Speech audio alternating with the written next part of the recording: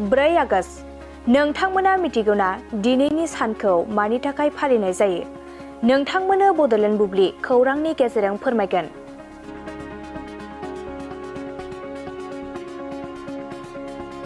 दिनैनि सानखौ international clouded leopard day महरै फालिनाय जायो। हाग्रानि लख्रा आरो बिसोरनि थाग्रा खुलिफोरनि रैखाथिनि बादै सांग्रांथि लाबोनो थाखाय बोसोरफ्रोमबो 4 आगस्टआव हादोर गेजेरारि जोमै खोबनाय लख्रा सान फालिनाय जायो। बे साना सुबुंफोरखौ गावसोरनि मिथिंगायारि थाग्रा खुलिफोरखौ रैखा खालामनायजों लोगोसे रुजुजायै जुनारफोरखौ मुलुगनां सिनायथि होनो थुलुंगा होयो आरो बिसोरखौ थांना थानायाव मदद होनो थाखायबो जयै खामानि मावनो थुलुंगा होयो।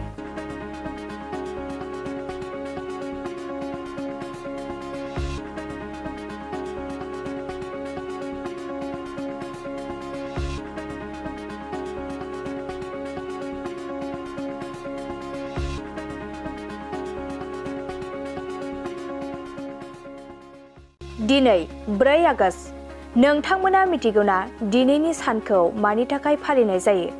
नोंथांमोननो बड'लेण्ड बुब्लि खौरांनि गेजेरजों फोरमायगोन।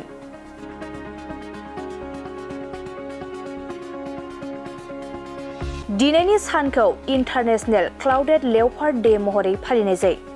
हाग्रानि लख्रा आरो बिसोरनि थाग्रा खुलिफोरनि रैखाथिनि बादै सांग्रांथि लाबोनो थाखाय बोसोरफ्रोमबो 4 आगस्टआव हादोर गेजेरारि जोमै खोबनाय लख्रा सान फालिनाय जायो। बे साना सुबुंफोरखौ गावसोरनि मिथिंगायारि थाग्रा खुलिफोरखौ रैखा खालामनायजों लोगोसे रुजुजायै जुनारफोरखौ मुलुगनां सिनायथि होनो थुलुंगा होयो आरो बिसोरखौ थांना थानायाव मदद होनो थाखायबो जयै खामानि मावनो थुलुंगा होयो।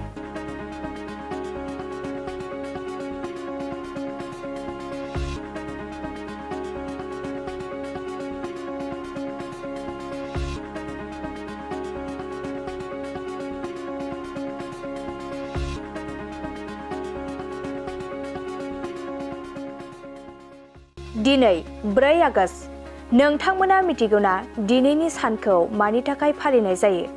नोंथांमोननो बड'लेण्ड बुब्लि खौरांनि गेजेरजों फोरमायगोन।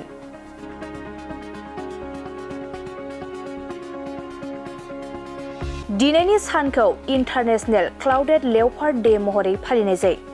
हाग्रानि लख्रा आरो बिसोरनि थाग्रा खुलिफोरनि रैखाथिनि बादै सांग्रांथि लाबोनो थाखाय बोसोरफ्रोमबो 4 आगस्टआव हादोर गेजेरारि जोमै खोबनाय लख्रा सान फालिनाय जायो। बे साना सुबुंफोरखौ गावसोरनि मिथिंगायारि थाग्रा खुलिफोरखौ रैखा खालामनायजों लोगोसे रुजुजायै जुनारफोरखौ मुलुगनां सिनायथि होनो थुलुंगा होयो आरो बिसोरखौ थांना थानायाव मदद होनो थाखायबो जयै खामानि मावनो थुलुंगा होयो।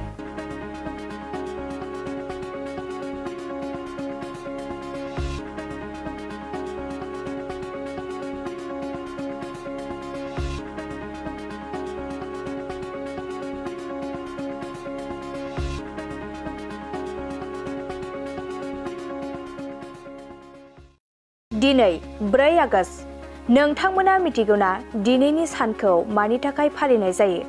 नोंथांमोननो बड'लेण्ड बुब्लि खौरांनि गेजेरजों फोरमायगोन।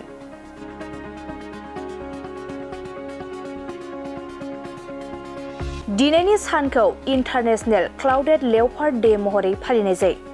हाग्रानि लख्रा आरो बिसोरनि थाग्रा खुलिफोरनि रैखाथिनि बादै सांग्रांथि लाबोनो थाखाय बोसोरफ्रोमबो 4 आगस्टआव हादोर गेजेरारि जोमै खोबनाय लख्रा सान फालिनाय जायो। बे साना सुबुंफोरखौ गावसोरनि मिथिंगायारि थाग्रा खुलिफोरखौ रैखा खालामनायजों लोगोसे रुजुजायै जुनारफोरखौ मुलुगनां सिनायथि होनो थुलुंगा होयो आरो बिसोरखौ थांना थानायाव मदद होनो थाखायबो जयै खामानि मावनो थुलुंगा होयो।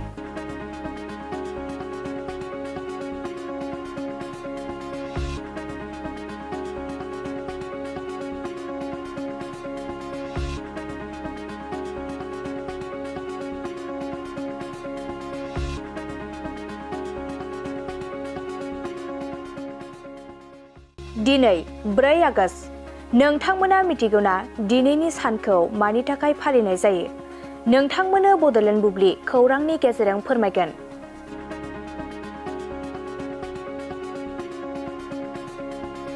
दिनैनि सानखौ इन्टारनेशनेल क्लाउडेड लेपार्ड डे महरै फालिनाय जायो। हाग्रानि लख्रा आरो बिसोरनि थाग्रा खुलिफोरनि रैखाथिनि बादै सांग्रांथि लाबोनो थाखाय बोसोरफ्रोमबो 4 आगस्टआव हादोर गेजेरारि जोमै खोबनाय लख्रा सान फालिनाय जायो। बे साना सुबुंफोरखौ गावसोरनि मिथिंगायारि थाग्रा खुलिफोरखौ रैखा खालामनायजों लोगोसे रुजुजायै जुनारफोरखौ मुलुगनां सिनायथि होनो थुलुंगा होयो आरो बिसोरखौ थांना थानायाव मदद होनो थाखायबो जयै खामानि मावनो थुलुंगा होयो।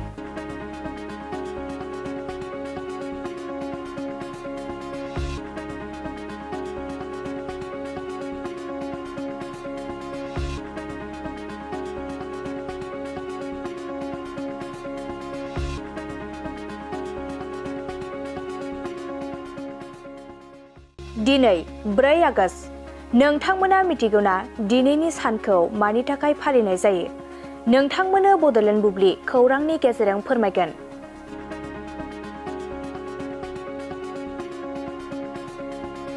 दिनैनि सानखौ इन्टारनेशनेल क्लाउडेड लेपार्ड डे महरै फालिनाय जायो।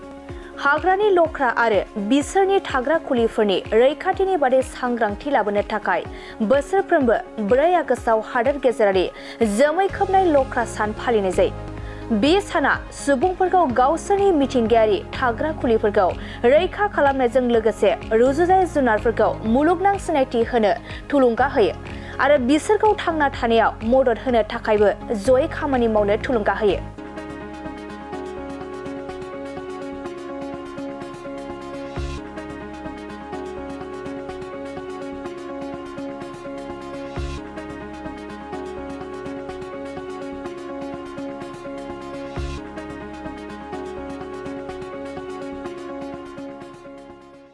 दिनै 4 आगस्ट नोंथांमोना मिथिगौना दिनैनि सानखौ मानि थाखाय फालिनाय जायो? नोंथांमोननो बड'लेण्ड बुब्लि खौरांनि गेजेरजों फोरमायगोन।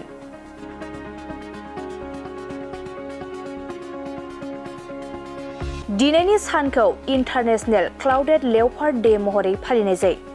हाग्रानि लख्रा आरो बिसोरनि थाग्रा खुलिफोरनि रैखाथिनि बादै सांग्रांथि लाबोनो थाखाय बोसोरफ्रोमबो 4 आगस्टआव हादोर गेजेरारि जोमै खोबनाय लख्रा सान फालिनाय जायो। बे साना सुबुंफोरखौ गावसोरनि मिथिंगायारि थाग्रा खुलिफोरखौ रैखा खालामनायजों लोगोसे रुजुजायै जुनारफोरखौ मुलुगनां सिनायथि होनो थुलुंगा होयो आरो बिसोरखौ थांना थानायाव मदद होनो थाखायबो जयै खामानि मावनो थुलुंगा होयो।